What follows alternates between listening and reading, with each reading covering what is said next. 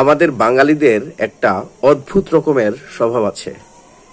ফেসবুকে কোনো একটা ঘটনা যখন আমরা দেখি বা পড়ি, কোনো একটা নিউজ যখন আমাদের নিউজ ফিডে আসে, তখন আমরা সেই নিউজ ফিডটা পড়ার পর আমরা আতঙ্কিত হয়ে যাই। আমরা দুম করে কোনো একটা স্টেটমেন্টে চলে যাই, কোনো একটা জাজমেন্টাল চিত্ত আমাদের ভেতরে তৈরি হয়ে যায় হুট করে।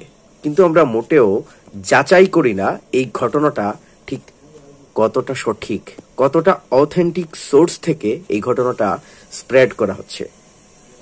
ঠিক এ কারণেই আমাদের মাথায়,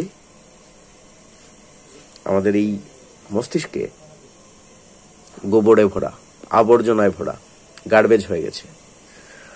অথচ আমাদের উচিত ছিল কোনো একটা নিউজ যাচাই করা, কোনো একটা অথেন্টিক সোর্স রিসার্চ করা, তারপর সেই অনুযায়ী কোনো পদক্ষেপ নেওয়া। কিন্তু আমরা তা মোটেও করি না। তার জন্যই আমাদের বাংলাদেশে ফেসবুক কেন্দ্রিক, এই সোশ্যাল মিডিয়া কেন্দ্রিক অনেক ক্যাচাল তৈরি হয়। একে অন্যকে থ্রেড দেয়, একে অন্যের সাথে বিভিন্ন ধরনের খারাপ আচরণ তৈরি হয়, একটা মনোমালিন্যতা তৈরি হয়। কিন্তু আগে কিন্তু এরকম ছিল না। সরাসরি কথা বলা হতো মানুষদের সাথে। মানুষেরা যা আলোচনা করত, যদি কোনো কনফ্লিক্ট থাকতো, সেটাও সামনাসামনি হয়ে যেত। কিন্তু ফেসবুকে সে আমাদের বাঙালি গণজীবনকে 12টা বাজিয়ে দিয়েছে। ধন্যবাদ।